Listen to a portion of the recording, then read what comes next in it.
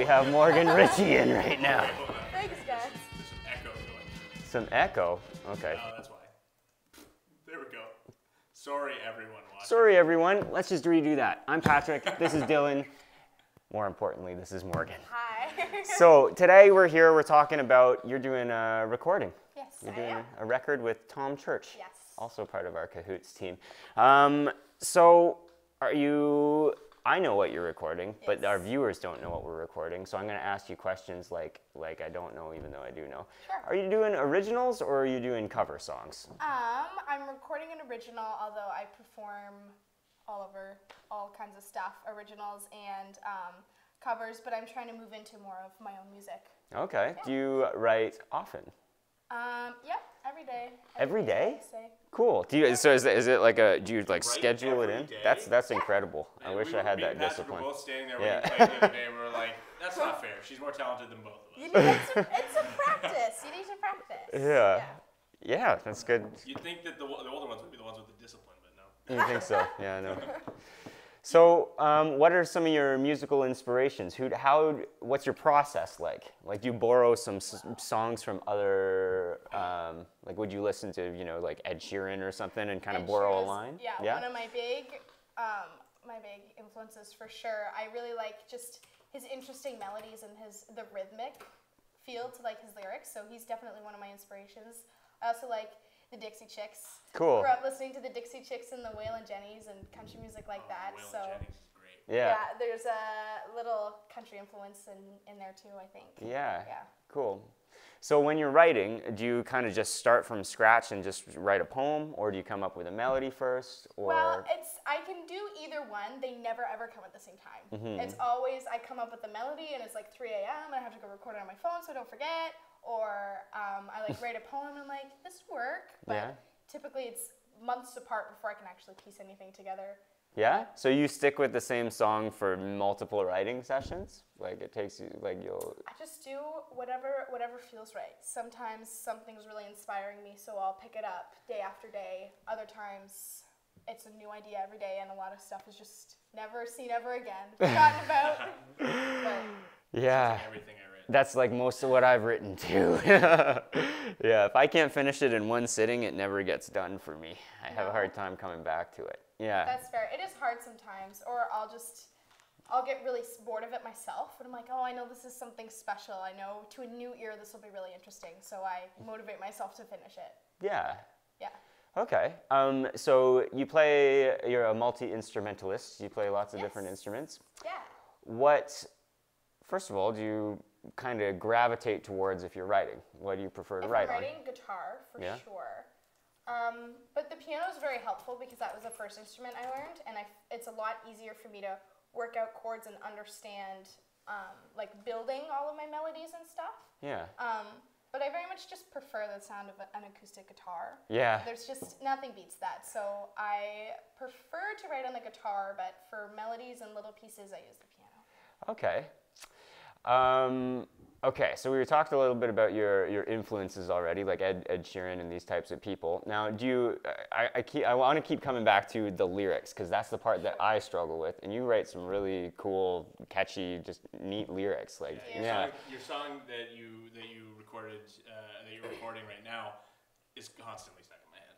Oh. Like it pops in my head. I'm like, who wrote whose song is that? I'm like, oh right, that's Yeah. Morgan's song. And you guys hang tight because she's going to play it later. Yes. Yeah. Stick around. Okay, so do you ever, a trick that I was taught was to, my dad had this old book of cliches. So I would flip through and I just try and find a cliche that was like forgotten about cliche, because this was an old book. And then I'd kind of try and turn that cliche into a story of some kind. For sure. So I know some people do that. Some people literally just steal a line or a verse out of a song, write a new song based on that, and then kind of tweak the verse to make it their own. Bob Dylan. And he's a Nobel Prize winner. Yeah. So do you borrow lyrical ideas, or do you just kind of like? If anything, I borrow melodies. Yeah. And then I'm like, ooh, this sounds a lot like whatever song. I don't want to steal their whole thing. So then eventually, as I work on it, it kind of completely changes. But yeah. yeah, I like to think, or most of the time I'll come up with something and I'll think it's mine, and then hear a song and I'll be like, darn there it. that goes. Yeah. That's the Darn worst those feeling. Beatles stealing my Yeah, songs. stealing it. Yeah. Yeah, so this is, but recording is pretty new for you. Like, this is your Yeah, first it time you've is. done any recording. Yeah. What's that like? Well, it's a bit of culture shock for sure. I mean, first few sessions I was kind of nervous, but Tom's really awesome. I mean, he's a great guy. So you get comfortable, and then it's just you close your eyes and you're in your bedroom and you're all alone, and it's fine. But yeah, sometimes I think too much about it being perfect and whatever, and I forget that I have all the time in the world. I have as long as I want to record this. So as long as I stay in the moment and just try and hammer it out, it comes out pretty well. And sometimes it's hard to know when it's done, because that's a good thing about recording, and also a challenging thing is you can always, if you're a musical person, which you obviously are, you can always kind of hear different parts. And it wouldn't be neat if a violin came in here, or exactly, right? Especially when you're new to it, and typically I only have one instrument. I can only play an instrument and sing at the same time, and now I have anything I want, synth, drums. So it's hard to stay true to it sometimes. I find myself getting caught up in all the other stuff. So that's another challenge within recording for sure. It's challenging, and it's also a good kind of like learning curve a little bit too, so you can kind of just get familiar with, oh, that didn't work because of this reason, and right? Like, and then learning my own style, like when I record, because sometimes it'll be completely different. Yeah, totally. It'll, like, I find that with my own recording all the time, is it'll start as sort of a lighthearted poppy tune, and next thing I know, I'm adding in walls of vocals and effects, and then it loses its character. Yeah. So it's a challenge, but that's what makes music an art form and fun, right? Yeah. So you've done writing, you've done lots of gigging, you've done recording. So these are all different sort of elements of the music industry. For sure. What is one that what do you enjoy the most? What part? The writing, recording, gigging? Gotta say, I think it's the gigging, because it's really special. As much as I like writing and I like knowing that I've come up with this product, having people hear it and say, hey, I really like that, that made me feel happy, that's something really special. To know that what you make, not necessarily people like it and people will buy it or listen to it, but the fact that it makes them happy and it makes them feel something. Yeah. That's really rewarding for sure. Because that's why musicians do it, right? Yeah. So, yeah, I think. Well, the ones with their head in the right place anyway, that's why they do it, yeah. Do you just to go back to recording for a second, or even writing, when you're writing, do you hear sort of like the overall, like the production of the song? Do you hear like what the other parts you want to put into the song when you're writing it, or is that something that you've been finding in the recording process? Well, I definitely thought about it more now that I've done some recording, but I think I don't really. If I did, it'd be harmonies or things, just because I'm really comfortable with that kind of thing. That's in my realm, in my range, so I can hear those, but other than harmonies or background vocals, instruments, I have no idea, because I can't play every instrument, so it's really, I don't know, it comes down to when I get in the studio what people can help me out with. Yeah. So, yeah. And that just comes with time. The more you do it, the more comfortable you get, right? Like, so you might say you hear a harmony or a background vocal, and then try and take that same counter melody that you hear and imagine it with a violin, right? Or a harp or whatever it may be, right? Yeah. Well, and that also comes with listening to music more often. And Mike Van Heebel's asking us, what's her name? I've got a show, so I can't stick around to hear the song, but I'd love to look her stuff up later. It's in the title, Mike. Just read it. Morgan Ritchie for yeah. So actually, let's hear your song, and maybe we can talk about your song a little bit. Sure. How you wrote it. Yeah, sounds good. Cool. Here. All right, I guess I'll give it a little intro. It's called Too Deep Under, and I wrote it not quite a year ago, but it's nearing there. So yeah.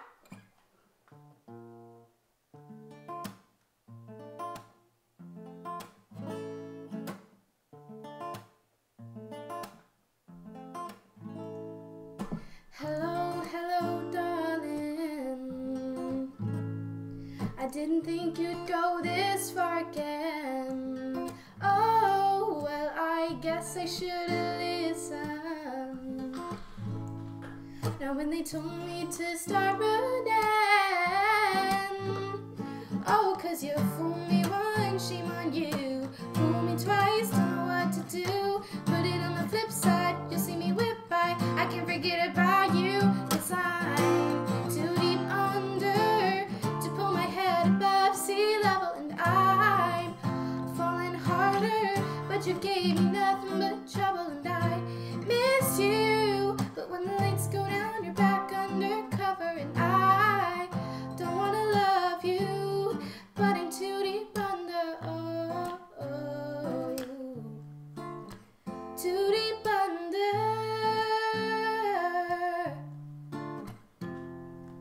Now, baby, when you say my name, I forget that you're the one to blame.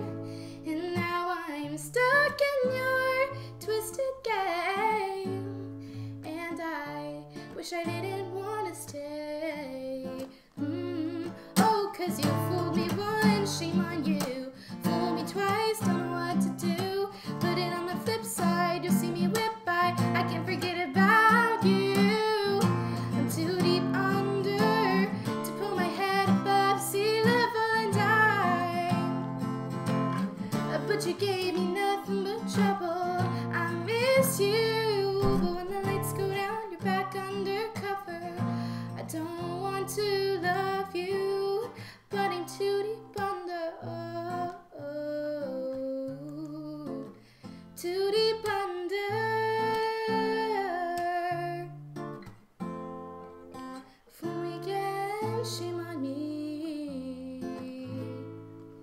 Now why can't we be happy? I'll put it on the flip side, you'll see me whip by. No, you didn't think that I would leave. You had me too deep under to pull my head above sea level. I keep falling harder, but you gave me nothing but trouble. Now you miss me, but when the lights come up, I'm not under your cover. You want me to love you, but I'm not deep under. Thanks. Thanks. That's a hit song right there, everybody. It absolutely. Oh, thanks. So, do you want to get into the story behind that or not really? It's personal. Can. Okay. I mean, What's that song about? it's about a boy. Oh, wow, what a surprise.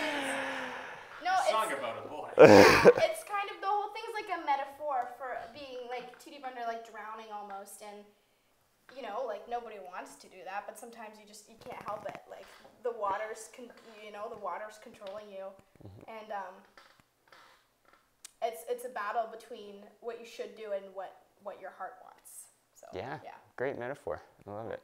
And have you found, like, as you're recording it, that you found new elements to the song at all? Like, has it changed and grown at all since? Very much so. Yeah. Yeah. I mean, I first wrote it on the guitar. I stole a chord progression from Ed Sheeran, and then I kind of added in some little seventh stuff, some funky stuff, and then. So it changed on its own, and then once I went into the recording process, all I had was that to go off of. So Tom said, I think this would be really pretty with piano. So I threw together something on piano, and then that progressed. So now you really, it's just chording that you hear in the recording on guitar. So it's really heavy on the piano, and so it's kind of special that the live version is the guitar version. Yeah. So there's a few different ways you can hear it. Cool. Actually, our very own Bob Campbell, whom I think is in the stream right now, said to me once that a song, a truly great song, is a song that can be just played by one person on an acoustic guitar. Mm-hmm. Sure. And that, like, if it can't be pared down to that basic element, that it doesn't feel like a great song. Mm-hmm. Have you written any where you're like, this doesn't feel right on the guitar, like this doesn't feel like you play piano as well? Yes. Do you find that, like, sometimes you gravitate away from the guitar for certain songs, or like? Yeah, for sure. Yeah. Like if you're writing a ballad, maybe like a slower. Of course. Yeah. I'm working on some things right now, and it's very much piano. And I've tried even just chording it on the guitar, and I picked an awful key, so it's insanely difficult first thing.